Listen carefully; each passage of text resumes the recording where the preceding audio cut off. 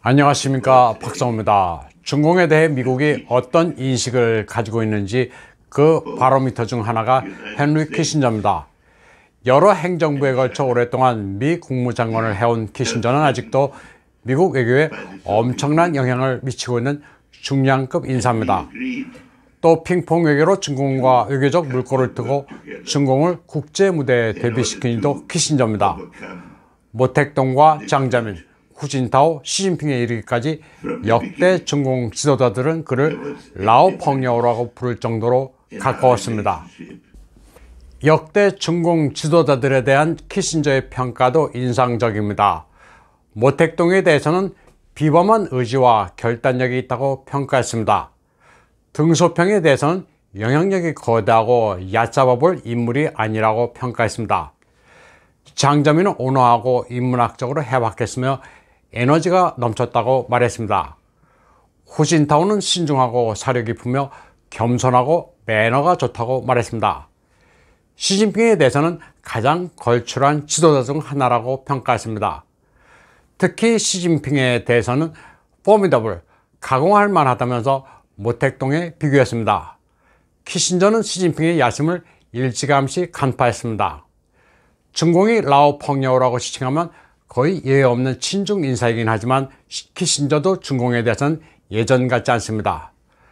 국제 무대에서는 영원한 친구도 영원한 적도 없고 국익만 있을 뿐이라는 격언이 있습니다. 시진핑의 약점을 잡힌 바이든도 중공에 대해 강공을 펴고 있습니다. 바이든은 시진핑을 만나기 위해 먼 거리를 날아가 그와 오랜 시간 교분을 나눴다고도 했습니다. 그러나 민주주의가 전체주의를 따라오지 못할 거라는 시진핑의 도박에 대해서는 반대 입장을 분명히 했습니다. 키신저도 이 같은 바이든의 기조에 보조를 맞추고 있습니다.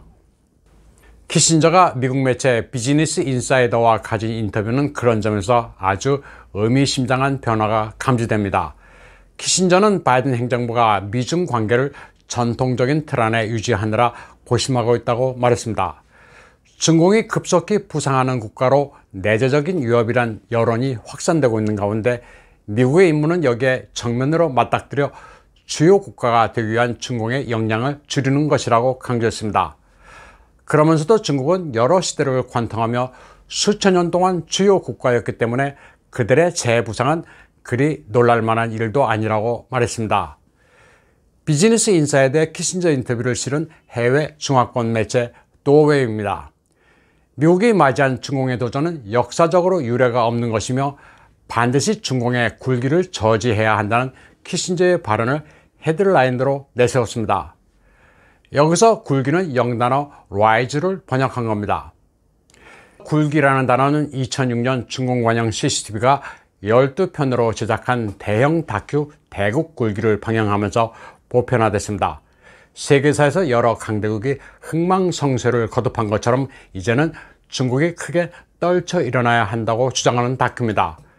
다큐 제목으로는 그렇다 쳐도 굴기라는 단어는 한국에서도 남발되고 있습니다. 한국의 매체들은 반도체 굴기, 자동차 굴기, 조선 굴기 하는 식으로 중공이 좀 뜬다 싶으면 온갖 것들에 다 굴기를 붙이는 습성이 있습니다. 그러면 키신저 얘기로 다시 돌아가 보겠습니다. 키신저는 중공 부상의 결과로 미국은 역사상 처음으로 미국에 필적할 만한 경제 규모 그리고 국제 무대에서 꽤나 수완을 가진 나라를 맞닥뜨리게 됐다고도 했습니다. 그리고 중공은 과거 소련과는 확연히 다른 존재라고 말했습니다. 소련은 군사적으로 미국보다 확실히 약했고 국제 무대에서 경제적 위치도 그다지 두드러지지 않았다고 지적했습니다. 때문에 냉전에 대한 향수를 가지고 중공을 다루면 안 된다고 말했습니다. 키신저는 중공과 러시아는 역사 인식 자체부터 다르다고 지적했습니다. 러시아 지도자들은 역사적으로 외부 세력에 불안했으며 늘 사방의 적으로부터 자신을 방어하는데 시간을 쏟아왔다고 말했습니다. 러시아는 국력이 강해질 때 그 힘이라는 것을 물리적 압도와 동일시했지만 중국의 경우는 좀 복잡하다고 지적했습니다. 중국의 사상을 지배해온 유교적 관점이 중국적 마크시즘과 결합했다고 말했습니다. 중국 문화와 얼마나 가까운지에 따라 등급을 매겨 주변 국가를 다뤄온 역대 왕조의 세계관이 그대로 남아있다는 점을 지적했습니다. 국제 질서에서 그들 고유의 화의관이 그대로 존재하고 있다는 분석입니다. 키신저는 역시 노회했습니다. 중공의 패권 추구를 반대해야 하지만 공존이란 원칙에 여지를 둬야 한다고 말했습니다. 중공이 세계를 리드하는 경제력으로 그들에 의존하는 나라의 정치 가치관과 체제를 바꾸려 하지 않겠느냐는 질문에 대해서는 이렇게 말했습니다. 전 세계가 다 그렇게 되지는 않을 것이며 특히 중요한 지역은 더 말할 필요도 없다는 견해를 밝혔습니다. 러시아, 유럽, 호주 등은 자신감을 가지고 있어 쉽게 넘어가지 않을 것이라고도 했습니다. 키신저는 또 개인 정보를 광범위하게 수집해 정권에 유리하도록 움직이고 있는 중공이 AI 부문에서 우세를 점하지 않겠느냐는 질문에 대해서는 반드시 그렇지는 않을 것이라고 말했습니다. 또 서방과 중공 관계에 있어서 전면적인 AI 분쟁은 막아야 한다고 지적했습니다. 이론적으로는 양쪽이 이길 가능성을 가지고 있기 때문에 어느 쪽도 분쟁을 일으키는 것을 선택하지 않을 것이라고 말했습니다. 미국은 항상 적절한 방어책을 가지고 있어야 하며 하이테크에 있어서도 공존을 위해 노력해야 한다고 말했습니다. 이 부분이 지금 시대 도전이라고 지적했습니다. 그러면 다음 소식입니다. 타이완 노동부가 자국민의 중공 취업 광고를 금지했습니다. 노동력 유출 방지 차원입니다.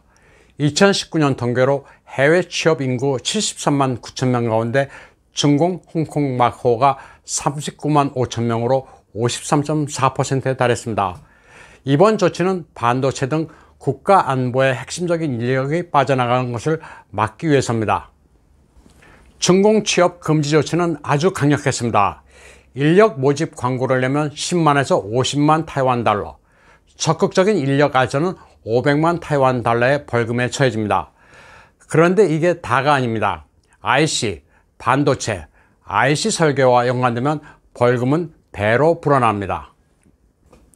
노동부의 중공 취업 광고 알선 금지 조치가 나오자 200여 개에 이르는 인력 모집업체는 광고를 중단했습니다.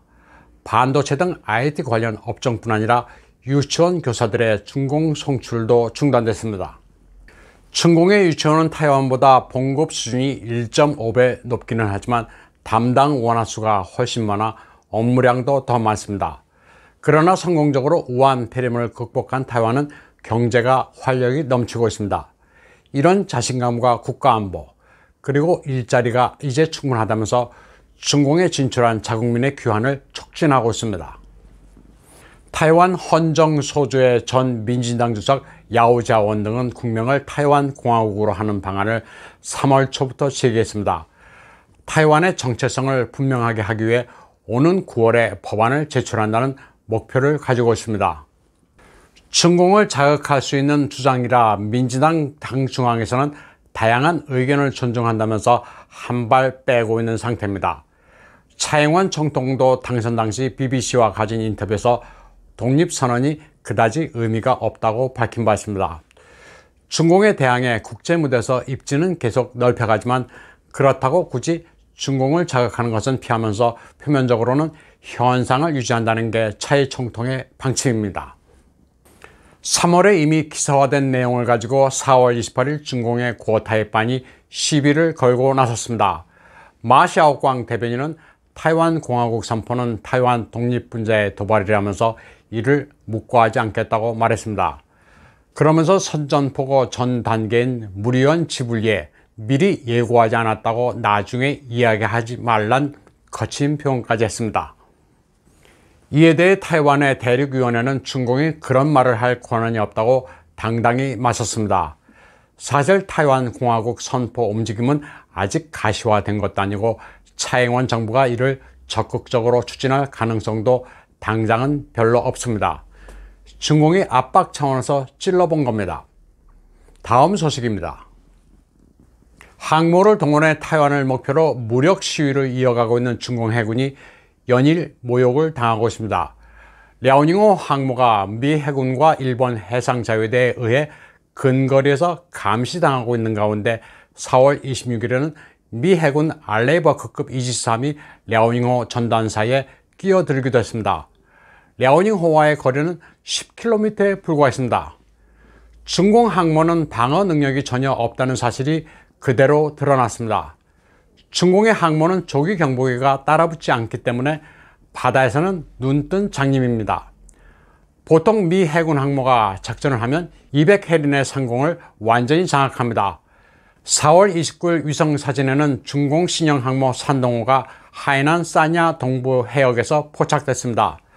바로 전날 사진과 비교해보면 전혀 이동이 없었습니다. 중공의 항모는 종종 누수 문제도 발생하는 바람에 회항에 수리를 하는 일도 잦은 것으로 알려지고 있습니다. 국방부의 대변인 우첸이 이 같은 중공 해군의 약점을 묻는 기자들의 질문에 무심코 속내를 내비쳤습니다. 중공 항모 정단이 왜 당하고만 있느냐는 질문에 항모는 짜이난이 아니라고 말했습니다. 짜이나는 일본어 히키코모리 오타쿠의 번역어입니다. 혼자 방에 틀어박혀 외출을 하지 않는 히키코모리가 아니라는 말로 반박한 겁니다. 일본 매체들도 드디어 히키코모리란 말이 나왔다고 조롱하고 있습니다. 특히 중공의 국산 항모 산동호가 취역했을 때 관영 CCTV는 중공 항모도 갖출 것은 다 갖췄다고 자랑했습니다. 마취의 수이샤오 우장 쥐취엔, 참새가 작지만 오장육부는 다 있다는 표현을 써가며 미 해군 항모에 뒤지지 않는다고 과시했습니다. CCTV는 산동호의 매점을 보여준 뒤 주방으로 안내했습니다. 홍사오 치킨윙, 모기버섯 볶음, 새우요리, 생선구이 등 다양한 메뉴를 자랑했습니다. 그러면서 항모의 수병들은 하루 7찬을 제공받는다고 밝혔습니다. 3차례 식사에 새참 2번, 야식 2번 등 모두 7개 식사입니다. 미 해군 항모의 5차례에 비해 2끼가 많습니다. 이런 홍보 영상이 나가자 네티즌들은 밥 먹으러 바다에 나갔냐고 조롱하고 있습니다. 산동화 판통 밥통이냐, 밥 먹고 설거지밖에 할 게 없으니 히키코모리가 맞다는 비판이 나오고 있습니다. 오늘 방송은 여기까지 하겠습니다. 시청해주신 여러분 감사합니다.